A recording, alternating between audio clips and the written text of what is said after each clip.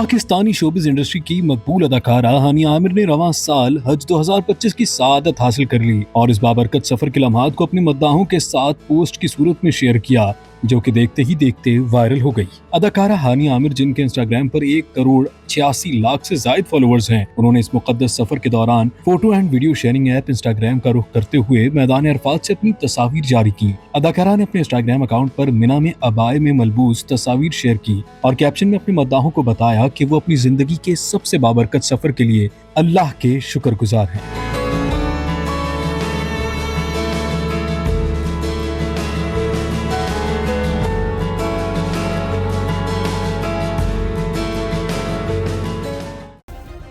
Subscribe करें और bell दबाएं ताकि कोई खबर रह न जाए।